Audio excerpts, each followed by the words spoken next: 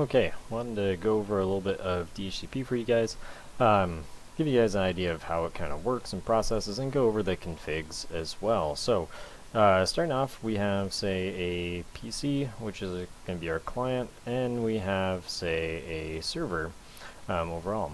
Now, how DHCP works is it follows a process known as DORA. So we have discover, offer, request, and acknowledgement.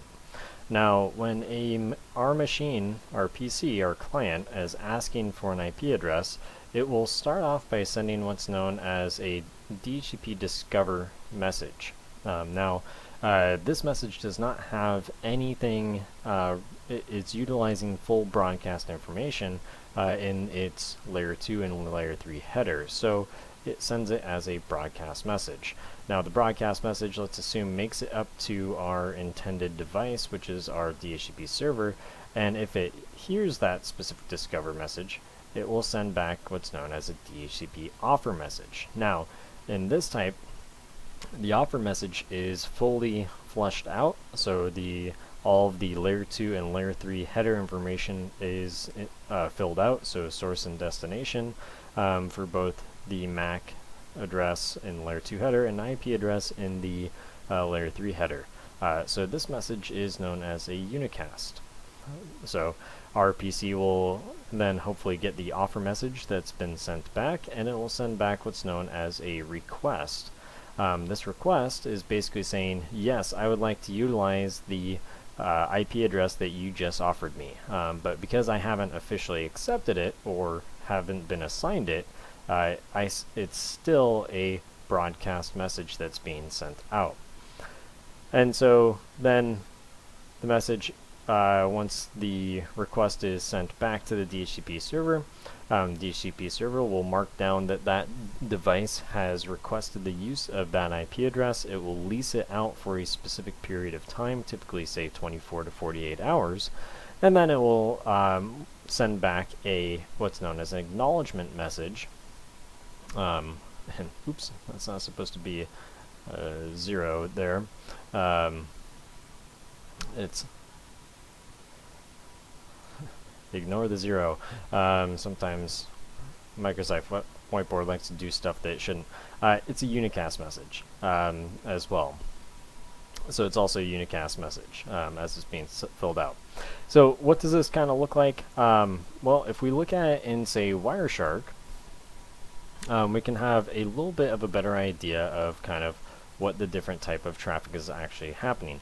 So what I've performed in Wireshark is just a quick release and renew, and you can see the protocol is DHCP. We can kind of help that out a little bit.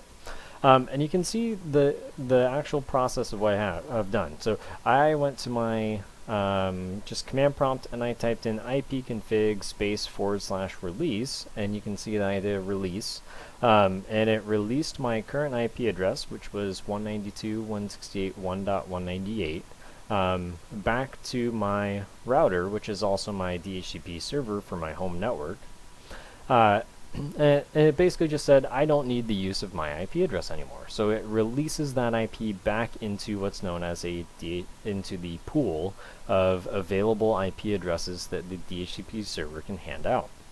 Then after that, I did what's known as a renew, so ipconfig /renew, and that sent out a request to go grab a new IP address, and you can see it follows the process of what I kind of was saying: discover, offer, request, acknowledgement.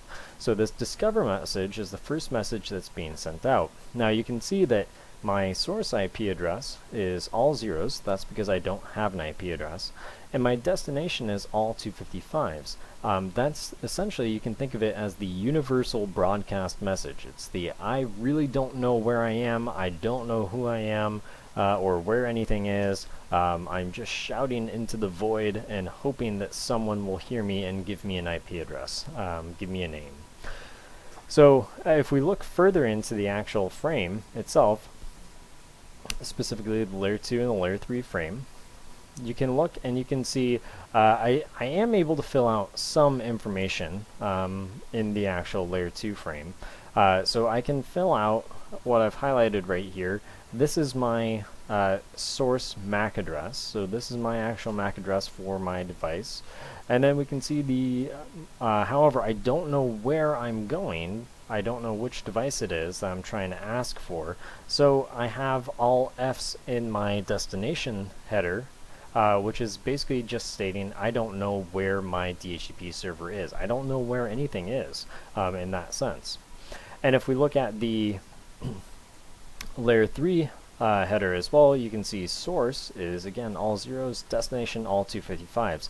So then how are we actually determining what's being sent here? Well, the protocol is UDP, and then in the datagram section of the actual message itself, it sends what's known as a dynamic host configuration protocol, and this is the actual information that's being sent. So this DHCP discover message is the actual flag that's essentially stating this is me saying I need an IP address. This is how the option that's essentially being flagged that states this is the device that I'm looking for as we're going through. Now my machine has already utilized 1.198 and I've got a reservation in there, which is why it actually has options inside of it which are requesting information. That's not always the case though. So we have the discover message that's being sent out, then we see the offer message that gets sent back, and with the offer message, because my router is within the same broadcast domain as my PC, it's able to hear the discover message and sends back an offer. So it sends back information saying, hey, here you go, here's the information that you need. So I'll send that information back to you. So it has a source IP address filled out. In this case, it sometimes doesn't know exactly where to send back that information to, so the destination is still broadcast information, still there. But if you look at the actual offer section itself, and we look at the actual flagged information, inside of it, you can see that there should be located here, the offer is part of what it's actually sending back and saying, here you go, I want to give you the 1.198. The next section that we have is the request, which is basically my machine just going back and saying, yes, I would like to request the usage of that actual IP address that you've offered to give me. And then we see the final section here, which is the acknowledgement, which is the DHCP server saying, yep, I'm marking you down for having that IP address for this period of time. So that's the general process for DHCP for IPv4. So if we look at how to actually configure it, we have a couple different ways that we can kind of configure DHCP. So the two ways that I'm going to kind of configure it for you are kind of listed right here. We can have it as if our DHCP server is in the same broadcast domain as where we're at. So my DHCP server is in the same broadcast domain here. But then if we look at, say, another network where, you know, my DHCP server is maybe a little bit higher up, we can see that, let's say that my DHCP server was up here,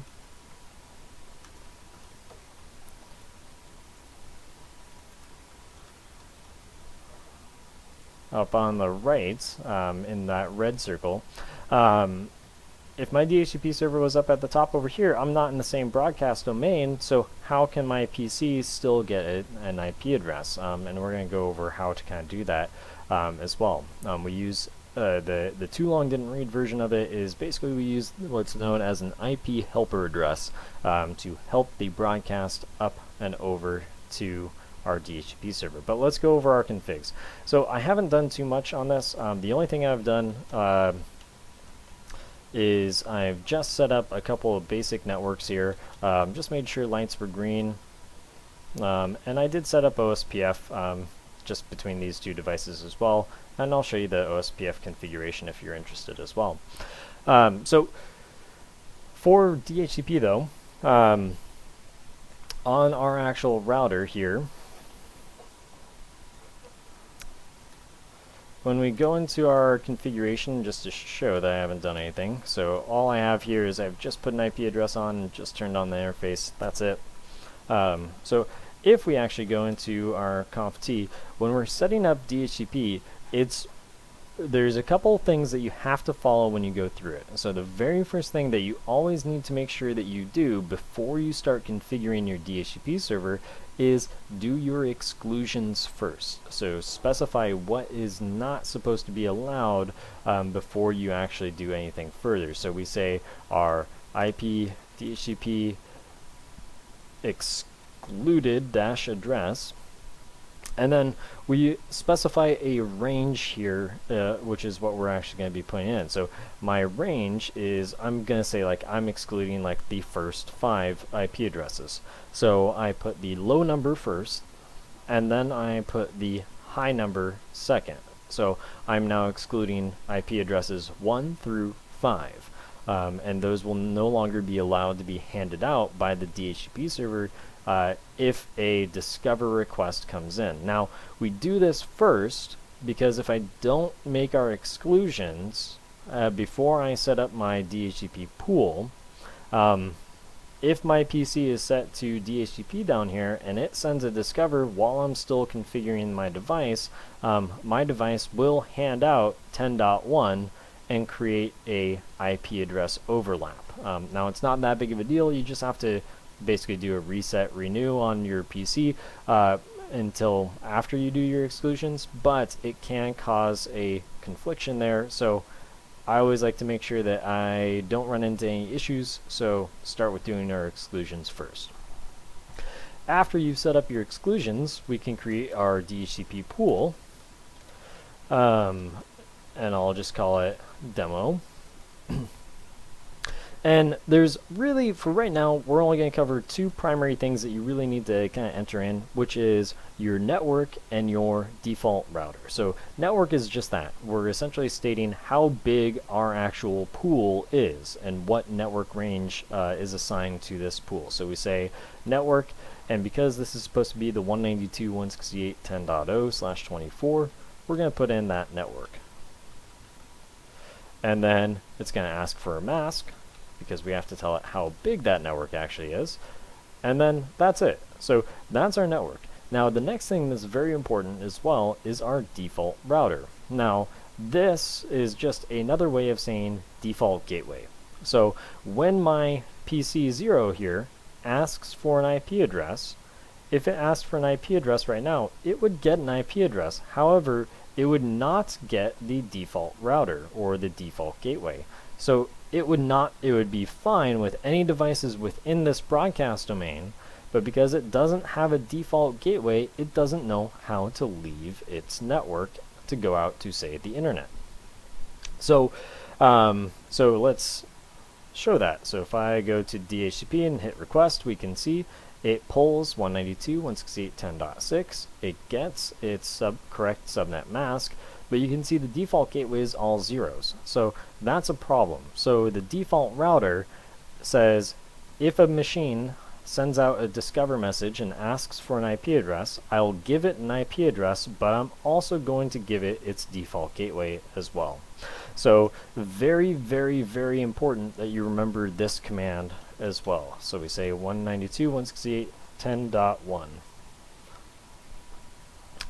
So now that we've assigned that, overall, that's pretty much all we need. There's some other configuration that we can set. So if we have, say, like a DNS server, so domain name server, we can set that up.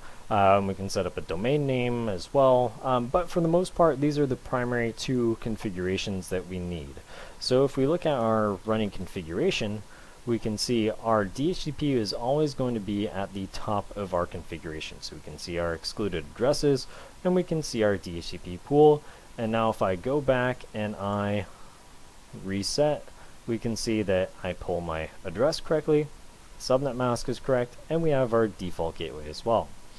So that's our first kind of setup. Now the next setup that we have is, well, remember, when in this first area, this only worked because my DHCP server was in the same broadcast domain as the PC. So when my discover message got sent up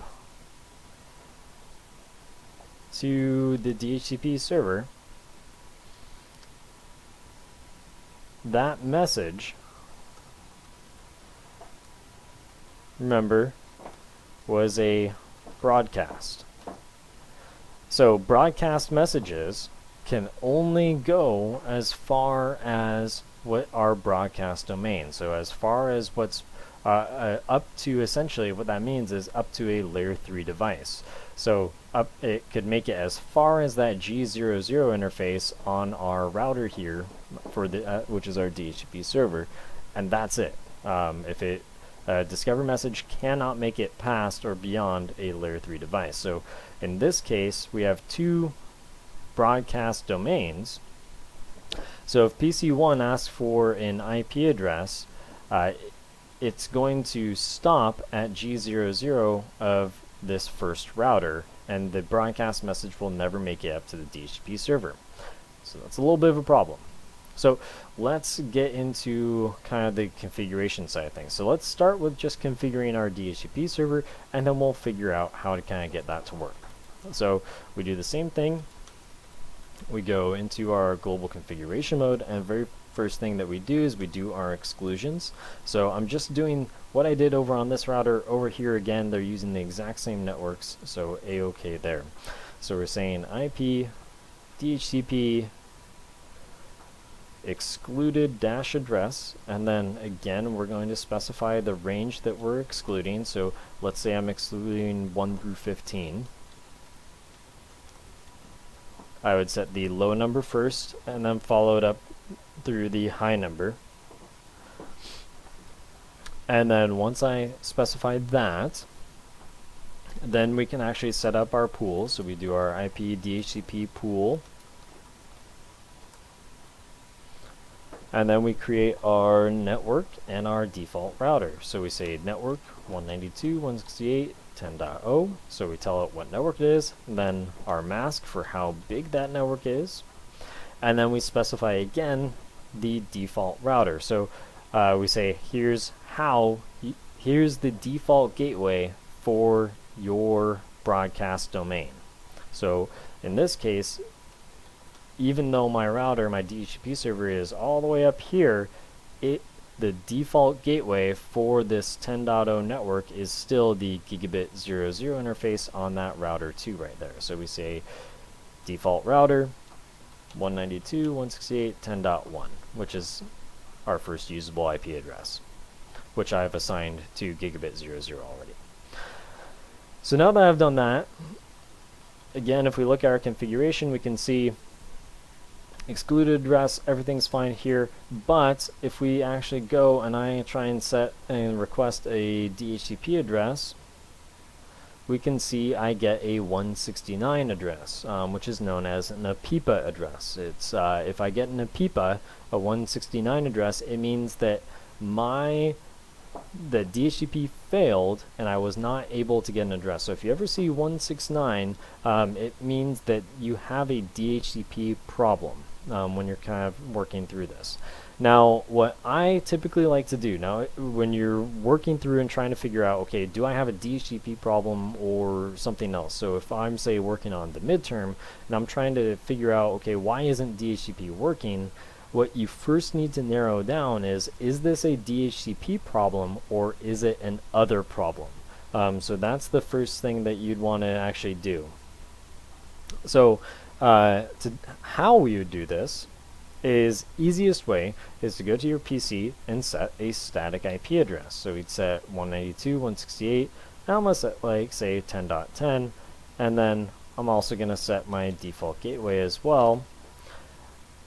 And what I would do is I'm going to try and ping up to the DHCP server. So if I can ping to the DHCP server, I know that all of my configurations that I've set up so far between all these devices is working. If I'm unable to ping up to the DHCP server, then I know that I have an other problem. It means that I have, say, like a routing problem or something else. So even if I've configured DHCP correctly, I still won't be able, it still won't work. So I need to be able to identify and narrow down the scope of where these issues typically are. So I would ping up to 10.0.0.1, and we can see that I'm getting replies. So it means that currently I have a DHCP problem, not an other problem, not a networking related problem. So now that I've narrowed down that scope, here's the issue again, which we've already kind of identified, but I just wanted to go over some basic troubleshooting steps for DHCP, which is because my broadcast message can only make it up there, the broadcast message dies.